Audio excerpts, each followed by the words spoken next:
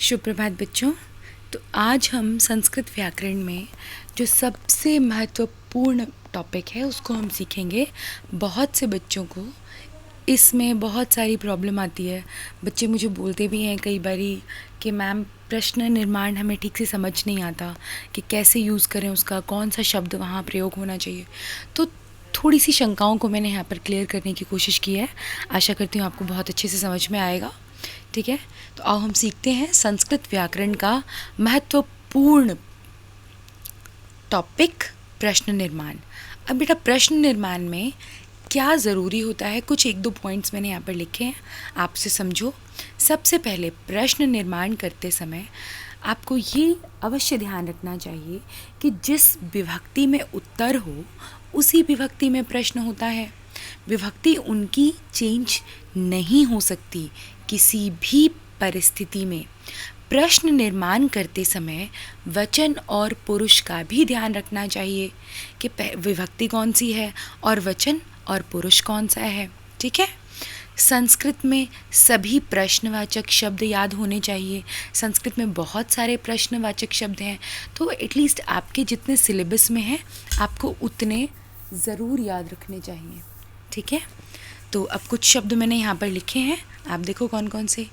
किम क्या, व्हाट कदा, कब, व्हेन, किमर्थम क्यों, वाई, कुतः कहाँ से, फ्रॉम वेयर, कुत्र कहाँ, वेयर, कति कितने, हाउ मच, कथम कैसे, हाउ कदा कब, व्हेन, किमर्थम क्यों, वाई।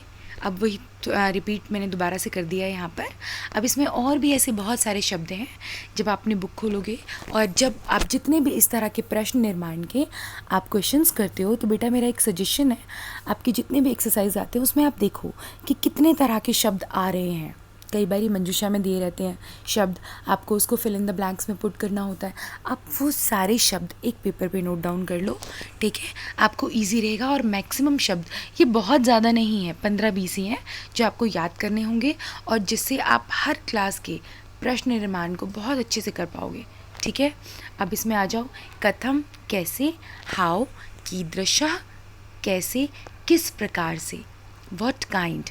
ठीक है, अब हम आते हैं कुछ सेंटेंस पे। मैंने अभी बहुत सिंपल सेंटेंस लिए हैं ताकि कुछ बच्चे जिनको बिल्कुल समझ नहीं आता कि प्रश्न निर्माण में हमें क्या करना है, उनके लिए ये बहुत ईजी हो जाए। अब देखो क्या लिखा है। अब रामः, अब ये उत्तर है। ठीक है, क्योंकि आप प्रश्नवाचक चिन्ह और विराम चिन्ह को देखोगे।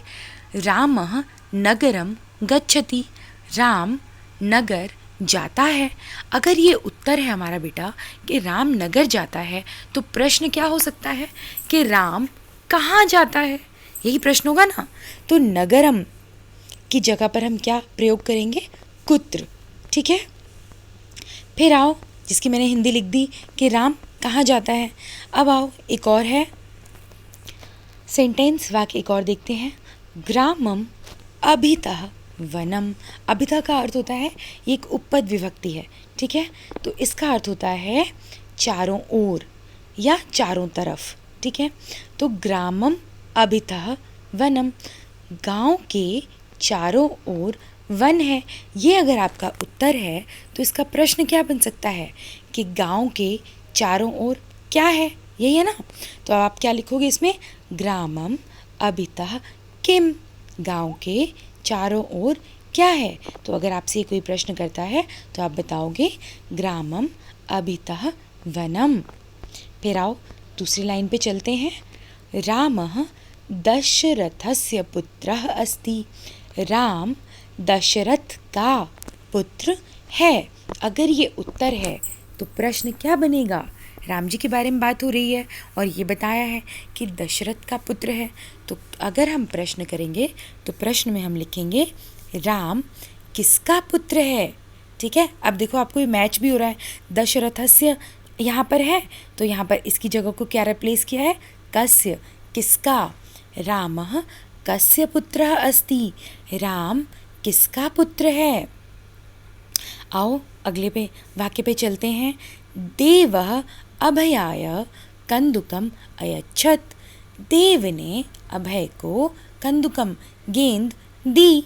तो अगर ये पूछा है कि देव ने, ये बताया गया है कि देव ने अभय को गेंद दी, तो प्रश्न क्या बनेगा?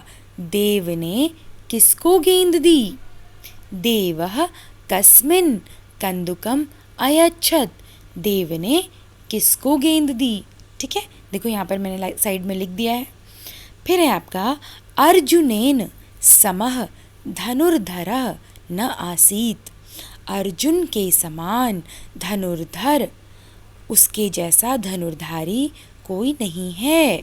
ठीक है, तो अब ये तो हो गया उत्तर कि अर्जुन के समान धनुर्धर नहीं है। तो अब इसका प्रश्न क्या बनेगा कि केन समः धनुर्धरः न आसीत। किसके समान धनुर्धर नहीं है? तो किसके समान धनुर्धर नहीं है? अर्जुन के समान धनुर्धर नहीं है। अब हम आते हैं अपने अंतिम वाक्य पे। ये भी सरल वाक्य ही है। सह दरिद्रेभ्यः यनम धनम यच्छति। सह दरिद्रेभ्यः धनम यच्छति। वह दरिद्रों को, जो गरीब लोग हैं, दरिद्र हैं, उनको धन देता है। तो अब किनको धन देता है? प्रश्न तो यही बनेगा ना। तो प्रश्न में क्या आएगा? सह केभ्यः धनम यच्छति। वह किसे धन देता है? ठीक है, आपको ये बहुत अच्छे से समझ में आया होगा। ये वीडियो बहुत छोटी थी, कोई बहुत बड़ा नहीं था, और ये प्रश्न निर्माण के ऊपर बहुत ही बेसिक है। आप लोग इसे ध्यान से पढ़ोगे, समझोगे, और जितने भी आपके इस तरह के शब्द आएँ, कीदृशः, कथम, कति, कुत्र, कुतः, किमर्थम, कदा, ये जितने भी शब्द आएँ, उनको आप एक पेज पे अभी से लिखना स्टार्ट कर दोगे बेटा, तो आपको कभी कोई प्रॉब्लम नहीं होगी, क्योंकि ये 15-20 से ज़्यादा शब्द हैं ही नहीं। ठीक है, धन्यवाद।